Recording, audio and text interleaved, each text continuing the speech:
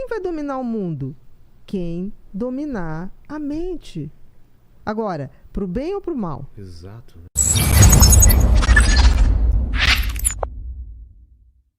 Esse lance de dominar a mente é muito real o que você está falando, né?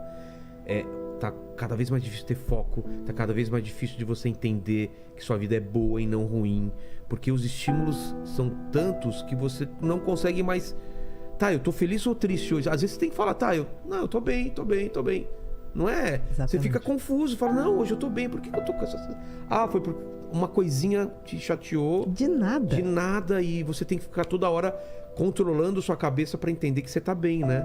Exatamente. E eu não me lembro disso quando era mais novo, porque as coisas demoravam pra acontecer. Nossa, né? uma geração mudava a média era de 20 anos, hoje uma geração muda de 5 a 10 anos. E o que você acha essa coisa de você não ter um emprego garantido ou uma função garantida? Como é isso na cabeça das pessoas? Porque meu pai sabia que Exatamente. ele ia ficar décadas trabalhando no mesmo emprego. Hoje eu não sei o que eu vou estar fazendo daqui a um ano. Isso é bom ou ruim? Eu acho muito interessante, assim, porque a gente começa a lidar com uma maior realidade da vida, né? Que a gente não controla nada. Não controla. E que a vida é uma grande instabilidade. E talvez ser feliz é surfar nessa instabilidade com uma certeza de que tudo passa. Porque somos parte da natureza. Você vê o mar o tempo todo calmo? Não. Você vê a maré vem e volta, destrói, a lua troca, a lua troca, a tempestade cai, o sol volta. Então nós também somos assim. Apesar da gente achar, não, dominamos a natureza e nada acontecerá. É o controle da cabeça de entender isso. Que a gente é parte dessa natureza. Se a gente é parte, vai acontecer maré alta, maré baixa. É tão difícil, né? É difícil, mas é a coisa mais real que tem.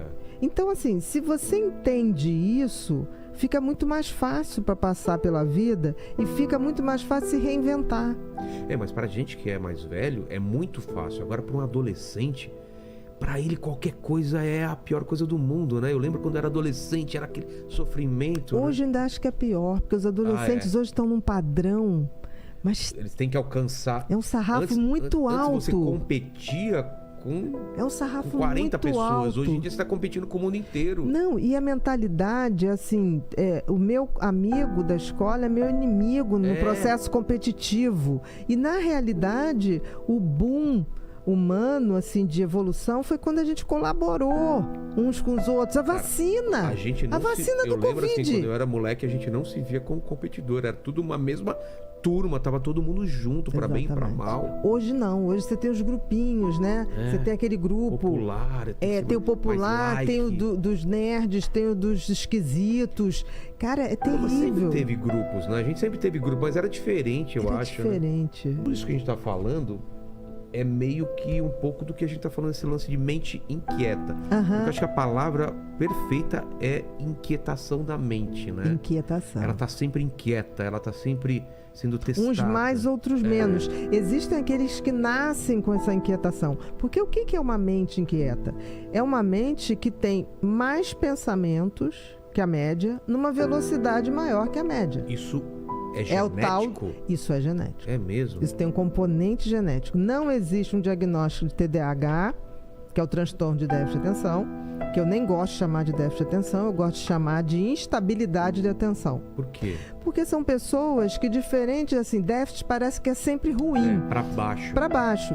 E essas pessoas não, essas pessoas como nascem com o lobo frontal, que é o grande maestro da orquestra cérebro, que coordena a quantidade de pensamento que eu tenho, na velocidade de pensamento que eu tenho, ele nasce funcionando menos. É como se fosse um carro que veio com a pastilha de freio um pouco desgastada. O que acontece com uma pessoa assim? Ela pensa mais rápido, numa velocidade maior. Então ela se perde nos seus pensamentos. Não viu que eu agora há pouco falei o que eu estava falando, Vilela? Porque um pensamento já estava levando o outro. Entendi. Exatamente. Então não é uma desatenção, é uma dispersão. É um excesso de informação e de conexões para assuntos. Então, por exemplo, eu sou uma pessoa que se eu não anoto as minhas ideias, elas se perdem. É como, vamos fazer uma analogia com navegar na internet. É como se você abrisse várias janelas ao mesmo tempo de vários sites. Isso. E quando você fala, cara, o que eu tava pesquisando mesmo? Isso. Você começa a ver um assunto que te leva a outro, aí você vai ver o mapa da cidade, aí você vê, que legal isso aqui. Onde que eu tava? Quando você falou, né? Eu tô vendo o filme que eu vou ver. A gente fica tanto procurando que não vê filme. Não vê filme. Porque aí você vai ler a sinopse de um, a sinopse de outro. Então, todo mundo é um pouco assim. Tem umas pessoas que... Não, a mente o TDAH, ele nasce com o cérebro assim. Essa parte aqui, para funcionar, esse maestro que filtra o excesso de pensamento e filtra a velocidade, nasce funcionando menos. E para funcionar, precisa de uma substância que é produzida aqui, que é a dopamina. Então, a dopamina é como se fosse o óleo de freio desse motor chamado cérebro, tá? Essas pessoas têm muita dificuldade em se concentrar. O que a dopamina faz no cérebro? A dopamina, ela alinha o interesse. Ela faz você... Ela dá o tesão. Ela foca. Ela foca. Ela faz um triângulo invertido. Exatamente. Como tem menos dopamina, o que acontece com o TDAH? Ele vai buscar coisas que liberem dopamina para melhorar o seu funcionamento.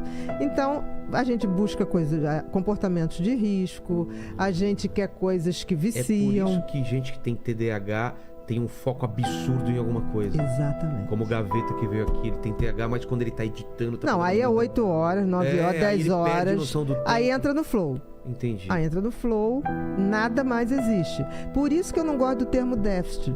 Porque na realidade, quando ele tá sem o tesão, ele viaja em tudo. Fica flutuando. Flutuando. Quando ele está com alguma coisa que ele gosta, ele é capaz de ter um hiperfoco. Entendi. Aí é ao contrário. Por isso que eu falo que é a instabilidade da atenção. Hiperfoco. Aí ele faz o hiperfoco.